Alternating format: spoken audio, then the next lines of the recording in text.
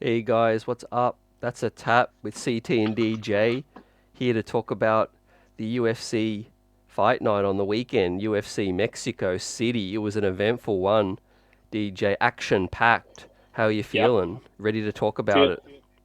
yeah, feeling great. Good event, decent event. Some pretty good fights in there. Especially the main card was quite decent. Man, good. How are you? Yeah, I'm really looking forward to we were just talking off air before coming on. The couple of next big, obviously, pay-per-views, 299, 300, but the fight night sprinkled in between. I think this, on the last weekend, the one we're about to break down, really kickstart a lot of decent fight nights. Yep. Obviously, the Apex coming up this weekend, March 10, 299, and yeah, I'm really looking forward, DJ, to talk about what's coming up. Um, did you see a lot of this fight? The main event, Brandon Moreno, Royval. How did you see it? Yeah, yeah, man. I did. I did catch most of those fights. I was in and out because I was caught up with something else as well. But uh, I managed to watch all the main fights, which was pretty good. I heard the card. There were some bangers even in the prelims. There was some sleeper fights as well. So yeah, man. Like, turns out that it was a very good event for the UFC. Dana White was saying, in terms of numbers, it did what they exceeded what they predicted. Big sort of week for UFC in Mexico, combat sports in Mexico. For we can even say, because they opened the UFC Performance Institute, which has been in the works for a very long time, and Dana White's been talking about it for, man, for the longest of times, if you ask me, and they finally, I believe it's still not functional and ready to go, but they've officially opened it. They did the ribbon cutting with Dana White himself, and so obviously, be prepared, man. Like, there's going to be a lot of Mexican talent. We know that country. It's a nation known for fighting. Be it boxing, be it MMA. They come to fight. Some of the biggest names in combat sports are from Mexico. And so, now we get a performance institute. What that's going to do is give access to a lot of local talent to be able to get into the facility, showcase their talent, and sort of build that base. And I think UFC as a business is extremely smart, and they have a niche for finding these markets and then capitalizing on it, and putting in the right resources to be able to extract the maximum out of it. And that's what we see here with the Performance Institute. But man, like, let's talk about the card. I think you know there was the core main and the main action-packed fights. One went the distance, one didn't. I guess let's start with the main event. Brandon Moreno versus Brandon Royval. I know we didn't do a prediction or a preview for this, but um, we've spoken off air, and I actually thought it was going to be quite an easy win for Brandon Moreno, because I feel like that division, you get Pantoja, you get Moreno, and then you just get the rest of the division. Not not a very dense division, in terms of sort of, there's a few exciting names that are in there coming up, going to be in the mix. Mokayev's one of them. Um, I believe Albazi as well. Kaikara of France has been um, out in the sidelines for a minute as well, so he's going to add some uh, more interest in that division. Big name as well, and then we've got um, a few other fighters as well, but not as sort of dense as some of the other big divisions that we see. Especially, like, if you go one up, which is the bantamweight division, it's an exact opposite story of Tale of Two Cities. Anyway, main event: Brandon Moreno, Brandon Royval. Man, he came in and he delivered. Long story short, he delivered that frantic pace. I was tired watching that fight. And Brandon Moreno was uncharacteristically, look, we don't know. Probably was part of the game plan, because we know that Brandon Royval. And I'm saying this in a good way. He's a very chaotic fighter. Throws a lot. Comes forward. Known to take a lot of damage. Willing to take a lot of damage to come forward and land what he wants to. And that's what he was doing. He was coming forward. I thought Brandon Moreno was having a lot of success at the start of the fight. Towards sort of the end of the second round and the third round, I kind of felt Royval picking up and sort of clearing out the rest of those rounds. I didn't have an issue with the decision. It was a close fight. Look, even the decision indicated that it was a split decision, but I do think the right person won. We're known, Brandon Moreno is known for his, slick combinations, in and out movement, landing those combos, mixing in the scrambles and the takedowns, and we unfortunately didn't see much of that in this fight. Again, it could have been the game plan because based on how Royval fights. Overall, like that, man, like as the fight progressed, both fighters didn't slow down. Seems like at the end of it, Brandon Moreno also thought that he may have won as well. It doesn't help that both of them have the same first name. So when they're announcing it, Brandon, and Royval was a bit confused and then realized, oh yeah, I won. Ben, yeah, look, good main event, action packed. I thought the right person won, but again, where does this lead? Everything, right? We've seen both these guys. They fought the champ between the both of them 5 times, and they've not had success all 5 times. Moreno's 0-3, and Royval's 0-2. Right? I don't know if there's anyone clamoring to watch that. Again, the Royval versus Pantoja, especially because we just saw it not too long ago. Having said that, don't forget, we've got UFC 301 in Rio de Janeiro, Brazil. So you want to have your Brazilian champs there. UFC, due to various reasons, to get Alex Pereira, one of the biggest Brazilian stars, to fight in UFC 300, which means he becomes unavailable. I mean, I know you're saying he wants to fight in 301 as well, but Jamal Hill's no easy task, man. Like, I don't know if you can fight someone like Jamal Hill, and even if you win, be ready for 301. Right? I think it's a tall task, which means we only have Pantoja, and they'd want him to fight in there. So yeah, look, they probably, if Royval's ready, they can get him in there.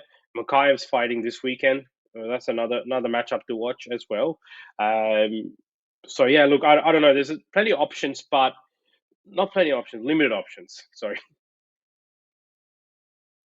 Yeah, definitely. I think Rio, as you said, is going to be big, and they're always going to find some Brazilian fighters. I mean, Gilbert Burns could be maybe put on that one as well. But yeah, this one I agree. It was so action packed. DJ, it was exciting. I really felt like one judge though.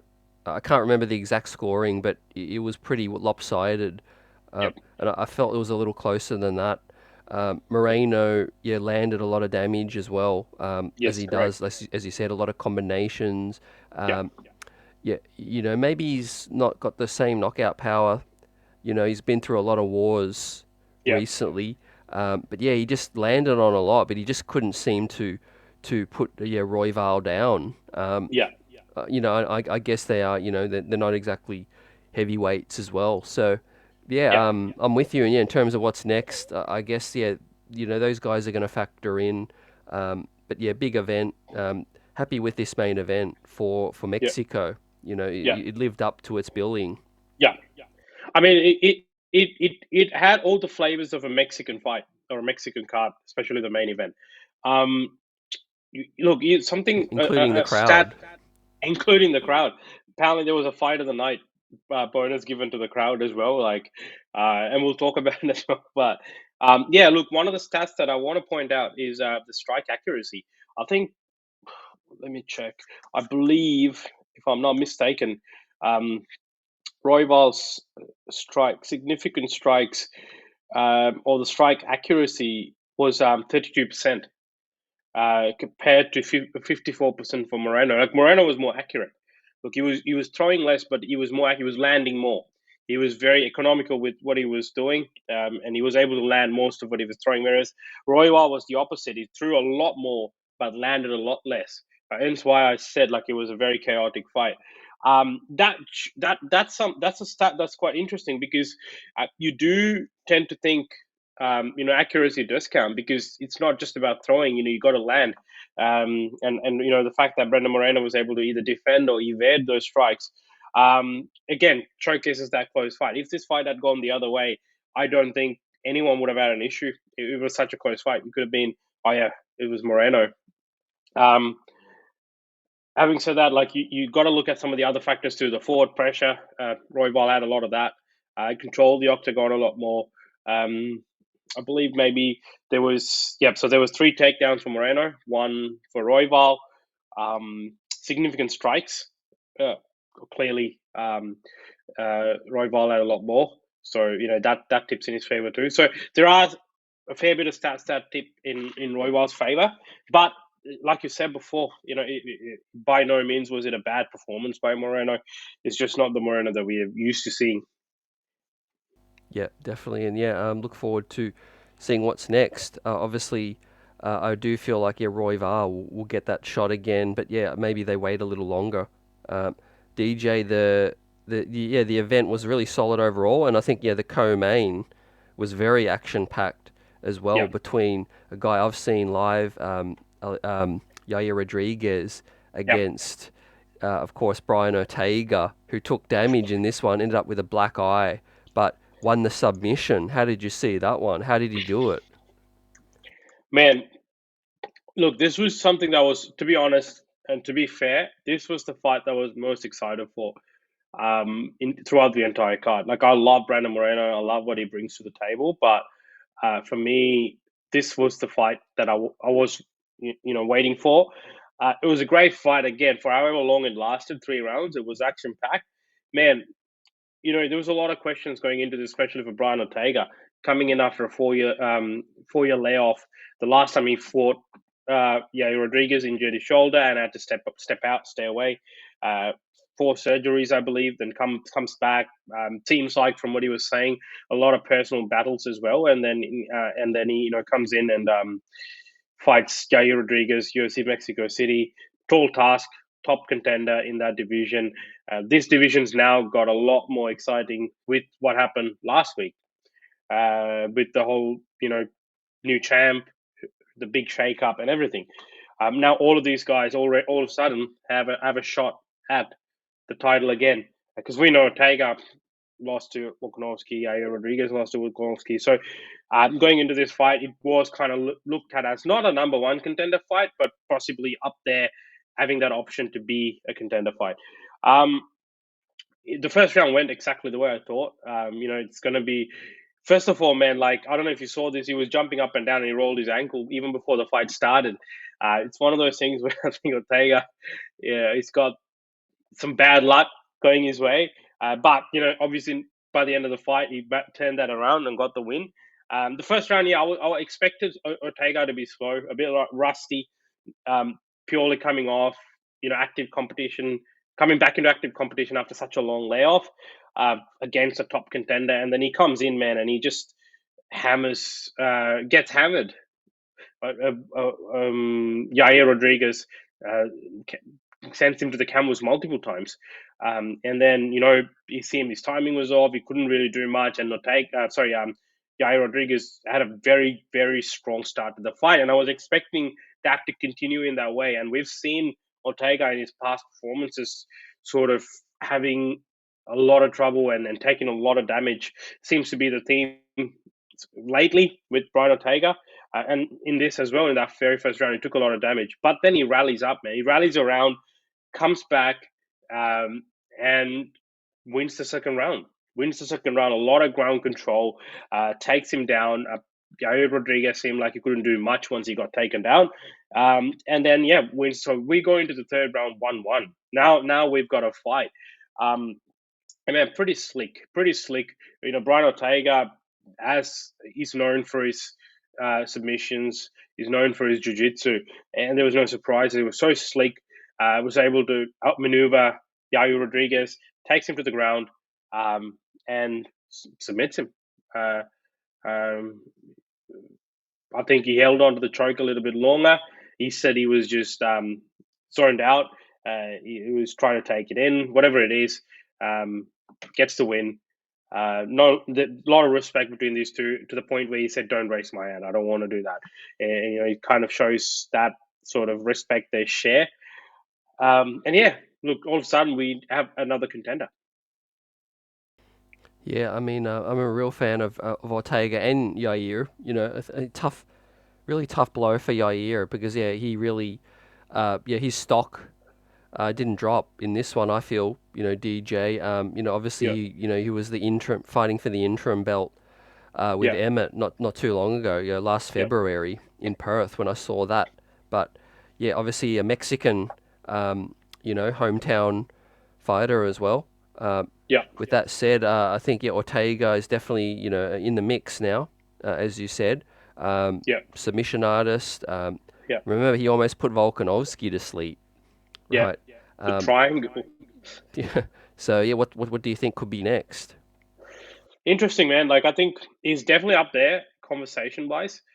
Anything can happen, right? Like, all you got to have is plan to have another fight, and then someone could drop out, and all of a sudden, anyone who's got a good win in recent time, because I mean, this is there's a lot of reasons he bias in that game, in this game, in MMA, especially in the UFC. So if he had a really strong win, which he did, it puts you in that conversation, and he's still a top contender. He's still in that top five. Um, but if you look back, I mean, he is coming off, three title losses. Sorry, two title losses. One to Max and then to Alexander Volkanovski. He obviously had that win against Korean Zombie, then fought Volkanovski, and it was quite a one-sided performance. Other than that triangle and that other submission, the choke attempt, but outside of that, there wasn't too much we got to see. And then he comes again, and now another impressive performance again, Yair Rodriguez. I'd still like to see another fight before he fights for the title. That's my personal opinion. I think the next for the title should be either Max Holloway or Alex Volkanovski rematch.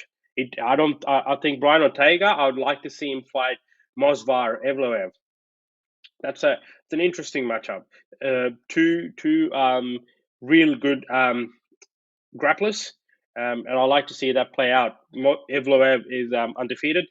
Ortega's got a big name, big win, coming back after a long layoff, got a top contender out of the way. If he were to fight Evloev, get a win, get a win against him, that establishes him as the number one contender. Having said that, anything can happen, man. I mean, last episode we were harping on about Volkanovski taking some time off, which he obviously does, or hopefully does, which means then that opens up the option for Ortega to step in there. I mean, if you look at Evloev and Ortega, we've seen the UFC always lean towards, you know, uh, popularity as well. And Ortega's a very popular fighter. And seems like all indications point to um, them doing that featherweight title fight in Spain. Dana White's quite excited about that. He's confirmed that. Not confirmed, but he alluded to that in the post-fight press conference, UFC Mexico City, right? I don't know if you saw, man. Like, look, I know I'm not a big soccer fan. I know you know your soccer a lot as well. So Real Madrid, I think, is a big soccer club in Europe. And they brought Ilya out into the stadium in front of 85,000 people who went nuts. And this all bodes well for the UFC, right? They're looking at this and they're like, "Oh man, here we go. Europe mark is about to boom." So they bring him out. He kicks the first kick, but then all these soccer superstars are coming up and taking photos with Ilya. So man, like absolute, superstardom, I would say. So UFC wants to capitalize on that, right? And rightfully so. And if you're going to go to Spain, and most likely will be a stadium event, you need a strong dancing partner for Ilya Topuria. And I think that comes in the form of someone like very popular or like a top name. So we've got Volkanovski, we've got Holloway, and then we've got Ortega now in the mix. I think those three probably are the top three choices for the UFC. If Holloway comes out unscathed, which is a big if, given he's fighting Justin Gaethje, win or lose, if he does, then I would like to think that's going to be their top choice, right? Because Max Holloway is a star himself, right? And you know, being able to get that fight, and it also depends on timing, especially if Max Holloway loses to Justin Gaethje, he'd then come back to a featherweight, and he's still a big name in featherweight, and he's coming off a win against Zombie, a knockout win against what's his name, Zombie, right? So that's pretty impressive as well. So he could just slot in and then take the title fight. Yeah, I like that. I like that idea. Max, I think, deserves it. 100% agree. That would be box office in Yeah, Spain, and yeah, I did see the love that he's getting back home, yeah, which is awesome. You know, first time champ. Yeah, in a yeah, huge market, Spain, Real yeah, Madrid, and all of that. And yeah, yeah, as I said, we said in the recap, Volkanovski yeah, just needs to lay low, and yeah. Take some sit, rest. Yeah, yeah, sit and chill for a bit. Yeah. yeah. I mean, he's still a legend. He's still a very very high level top contender, and I think the winner of Ilya versus whoever the next opponent is, the winner of that. Like when Volkanovski comes back, he fights for the title. There is no two questions about it. Like I think that's what he should do, but it shouldn't be the next defense. That's all. And I see you got the back room drilling pre-fight of Ortega. How crazy is that? That he actually drilled the very submission that he got Yair Rodriguez with, which was again quite impressive, man.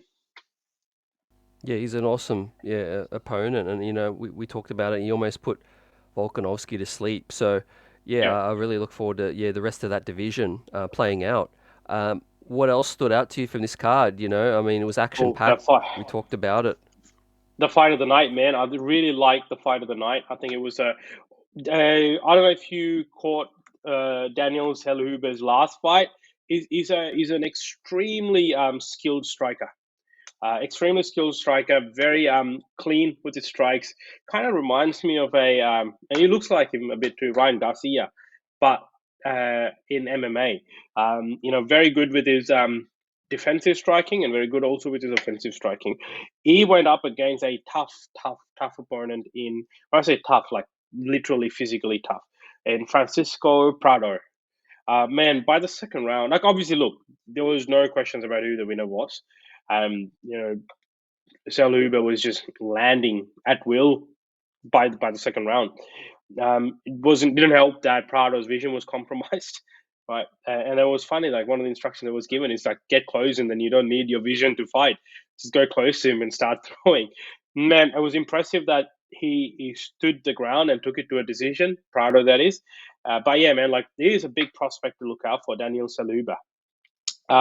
It was a lightweight bout as well. It's a fucking killer division, man. But yeah, look, this kid's got some really, really good talent, and I'm really excited to see what's next for him. And this fight got fight of the night, so yeah, rightfully so. No, thanks for bringing that highlight on the screen as well. Yeah, Performance of the night, and yeah, that fight of the night was awesome. Ortega got the performance as well as yeah. Torres. Torres, that was a good performance through a submission Yeah, against Chris Duncan. That was a good one. yeah, no doubt. I Yeah, mean, in terms of when they do hit the road for fight nights, obviously it usually is a bigger event. DJ, it was yeah. eventful outside of the octagon as well. But you said UFC stand to get a lot of publicity from this event. Yeah. Yeah, man, it was unique, and I think Dana White made the comment like no one stopped. There was no security to stop the fight. There was this one clean knockout that you see in the crowd, man. I was just like, it was funny to be honest. It was really funny. But yeah, look, what do you expect? Like it's a fighting event, and then it's in Mexico. Everyone wants to fight there, and then Yeah, yeah, this guy just lands a clean I think it was a clean right. I don't even know what it was. Just floors the other guy, and then there, even still, there's no security, and then they just disperse and go about their business. Quite interesting. And yeah, yeah, even Dana White was amused. yeah. He did mention like I was sitting there waiting for security to come and no one came and yeah, but they punch on and they get on with the rest of it. Um, Yeah, probably had a yeah, beer afterwards. yeah, exactly. Yeah, Right. We see a lot of that in European soccer and also NFL in America yeah, as well. Yeah, a yeah, lot of beefs, a lot of passionate loyalties when they yeah. when they collide. Um, Yeah. so yeah, that's UFC Mexico City. Again, Hey, we gotta, like we we said, gotta, we gotta, we gotta mention this though. Sorry to cut you off, but we gotta mention this. They did confirm, I believe, that UFC 306 or 305 is going to be in the Sphere for Mexican Independence Day. So that's a big announcement. And he's Dana White's been full steam ahead with this, and he wants to make this happen. So we know it'll happen. So I'm man again another event that I'm excited for. Yeah, no, thanks for reminding me. Yeah, he's trying to put on obviously the biggest show ever.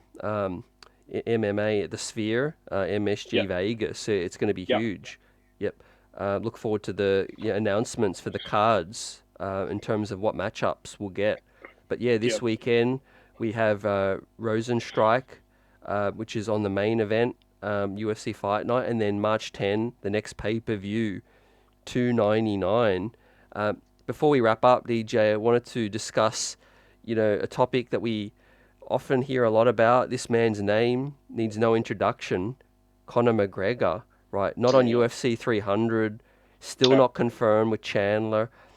yeah, Every time Dana's asked, seems at every single event, he says, look, he doesn't need the cash. yeah. That's one of the biggest factors. But you reckon there's just got to be more to it, you know? Yeah, yeah, it's a good point. Like, I mean, look, the name of Conor McGregor always generates interest, no matter what, in whatever context it's mentioned, right? Whether people dislike it or like it, there's always interest stats sort of surrounding that name, and it still continues to be that. Arguably the biggest star in the UFC, in MMA, in combat sports till date. Even with all look, all the inactivity. I think the last time we saw him inside a cage was 2021. And still people are talking about it and wanting to return and all that. It's an interesting spot because McGregor's come out and said he wants to, fight. He seems to be in some sort of fight camp, or getting back into shape. We know where Michael Chandler is. I think there's maybe a few things surrounding this fight that's holding the UFC up, because it seems like it's more the UFC that's sort of holding up the fight from happening. It could be maybe to slot the fight in an ideal time slot, ideal pay per view. Right? We know that McGregor, when he fights, doesn't matter where for what, it's going to generate a lot of numbers, good pay per view numbers.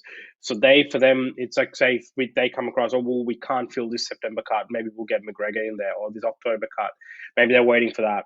While you can't justify it, and I don't think this may be the case, but potentially looking at a title fight for him to come back into, which obviously will be outrageous given one, the inactivity, and then also there's only two divisions where you can come back and compete, which is um, 55 or 70, and there's a lot of contenders lined up in there waiting to be that next challenger. So I don't know if it'll make sense, unless he somehow makes 45, and which I again don't think is the case. And they're planning on doing like a massive European event with Ilya and McGregor, which will be the furthest, most outrageous option, I feel, because I don't think he can make 145. If it was a 155 fight, maybe then yes, because Ilya called for that fight, right?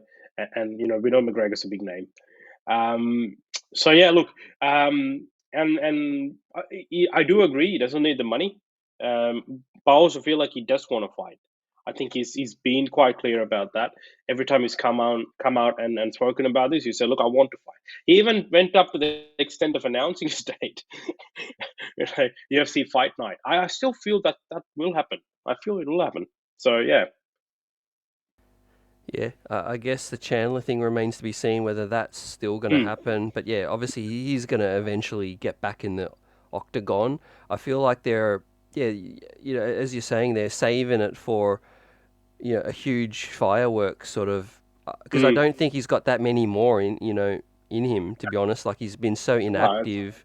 It yeah. might be like one more, and then if he wins, maybe he fights for the title, and then maybe a Nate Diaz farewell, like Yeah, kind of thing, like that's that a along those lines. I just don't think he's just been so inactive, DJ. that could be another reason, man. Maybe they're looking at another massive super fight, and as much as this will suck for Michael Chandler, maybe they're looking at a Diaz versus McGregor 3 in the Sphere, right? Mexican Independence Day. That'll be huge, right? I think maybe that could be another option, that they're looking at. It could be, maybe different opponents. Like we don't know, right? We don't know what's going on in the background. Could be boxing opportunities. He's again expressed interest in wanting to box as well, right? And we know that's where the money is, right? I mean, he already makes a lot of money in the UFC, but then he makes significantly more if he were to compete in boxing. So maybe that's another option. He's talking about wanting to box Manny Pacquiao. So I don't know how much that's playing a factor as well. So you don't know, but you're right. One thing that Dana White's right about is when you have I don't think it's like he doesn't want to fight because he has the money. It's more because he has the money, he has the ability to dictate sort of what he wants and try and make that work. Right. So could be that.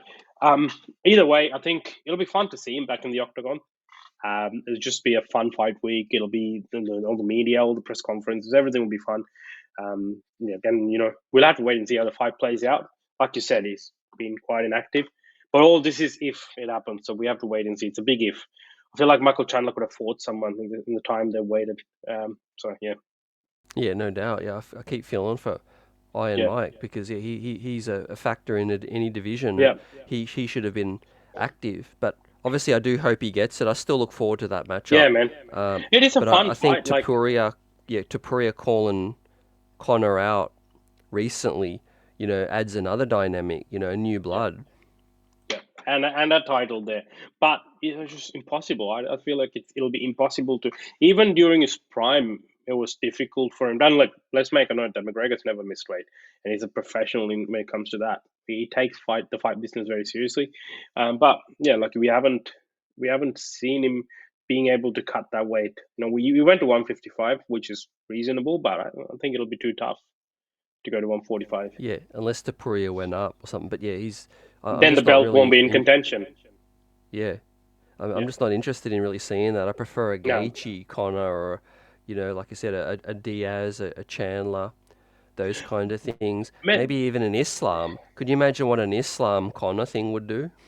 that'll be huge. But the problem is Islam's a champ, right? Like, we've got some serious contenders waiting in the sidelines, right? So it just seems unfair. But then again, like, obviously star power speaks. And it could be something that the UFC can do. But I don't think again that'll happen. It'll be a tough matchup for McGregor to come into. What they could have done, and look, it was all in the past, but could have made UFC 300 for the BMF title as the headliner with Gaethje versus McGregor. That would have been a big fight, right? Now that's not a title where you have contenders lining up. It's a one-off title, which is a bit.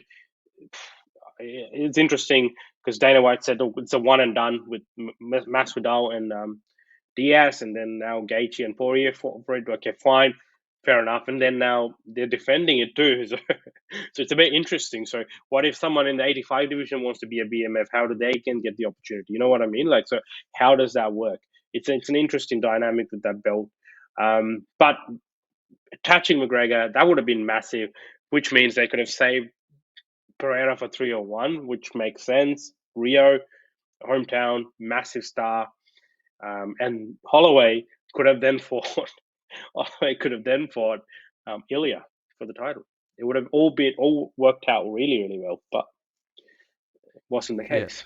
So yeah, I think I gave my 2 cents in terms of why he's not on 300 because he sells another pay-per-view Yeah. all by himself, and I feel Yes. like putting a bigger star in the mix with the biggest other card is kind of Yeah. yeah, it does make it bigger, but then you kind of stack it too much, kind of in a way. But I'm always looking Yeah. ahead, DJ, and you always got to look at the end of the year. Like you got MSG, Madison Square Yeah. Garden, right? Someone has to headline that. And Yeah. if McGregor was to fight before then, it'd be too close to back up for MSG again. So if we go a couple more months and we still don't hear anything, maybe MSG becomes the perfect, ideal. Could be, or December. I feel like either MSG. It's either going to be International Fight Week, July, December. I don't know. I'm 2 months about MSG because I feel like they want to make the Jones Stipe fight again for the MSG card. I feel like that's Hey, I've got a he had it question right. for you, DJ. Yeah, Who, yeah, if you were a betting man, right, you had one chip in Vegas and you had to put it on one or the other, who yeah. fights first in the UFC? Stipe Miocic or Conor? I would put it on Conor McGregor. I reckon. Not for anything else, but like Stipe is obviously clear about, look, I don't want to fight anyone else. I'll come back for John Jones. So that's a big fight. Like John Jones is still recovering, and we've seen him. He's been on tour. He was here down under. He was in Bangkok, and now he was in the UAE. He attended the PFL. There was some interesting moments between him and Francis Ngannou. Again, so much teasing, but nothing's happening. I'm still hopeful that fight will happen someday, and I'll explain why. But yeah, look, he seems like he's not in fight shape, right? And then you'll need a good 3 to 4 months, like after rehab, to then come back into fight shape, and all those kind of things, right? So if they imagine if it has to be next year, that just prolongs it even more. And then Stipe's again being inactive as well, so I'm not sure. There's a lot of I'd love to see that fight as well. Like I don't know, Aspinall's come in, and there's a lot of um, mystery surrounding that fight. Like what happens if Aspinall fights Jones? Everyone wants to see that fight now, including me. They want to see it. Like I think Aspinall's like a heavyweight Ilya, right? So Ilya Topuria, and we saw what he did to a strong champ in a long reigning champ in his division, and it'll be interesting. Greatest of all time taking on this next gen heavyweight. Um, so yeah, like we'll have to wait and see how what if the UFC goes that way? Say, oh look, that I know Dana's been quite adamant not the Stipe Jones fight's happening, but what happens? Nah, we won't. Let's go Aspinall because there's a lot more interest in that. That then prolongs Stipe even more. It might even make Stipe go, you know what? If this, I hung around for John Jones, and you guys went ahead and did a different matchup. I'm out. Like that's it. I'm retiring. So yeah, I don't know. It's interesting. But yeah, look, now Francis is in the PFL. John Jones probably has 1 or 2 fights left, and then he probably can leave the UFC, and he could become. They could do all these other organizations we've seen. They are willing to change the rules a little bit if needed, and collaborate with multiple promotions. We saw that recently this weekend with PFL Bellator, but PFL obviously bought Bellator. So they could come to terms with Jones for a 1 fight deal. Say, okay, let's do Francis Ngannou versus John Jones. It'd be massive. Imagine if PFL does that, and that just catapults their stock. Yeah, that would be big. But I feel Jones is loyal to the UFC, and I feel like he'll remain with them until it's all said and done. But yeah, fascinating as the year ticks by, and we wait to see more cards filled. They have to announce Australia still. They're going to travel on the road a lot more. They'll probably hit New Zealand. They're going to hit Ireland. Keep getting asked about the South Africa card, which we'll probably get an announcement very soon. So don't go anywhere. Stay tuned in to That's a Tap with CT and DJ, and we'll be back for the recap of this week's fight night next week. Same time, same channel. Give us a like on the YouTube. Helps the algorithm out. Appreciate everyone, and let us know your thoughts in the comment section as well. DJ, anything else?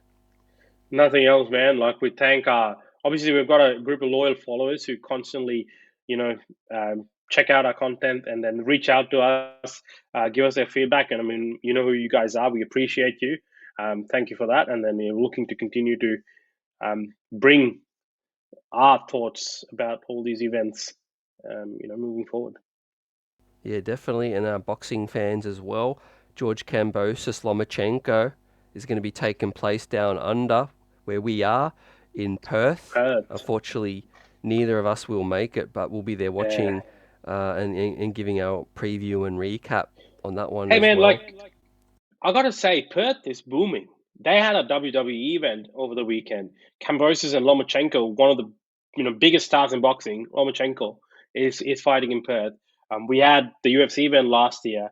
We're probably going to have another one. It's going to be another fight night, most likely in Sydney. I'm not sure, but yeah, look, so pretty good, man. Perth's doing well.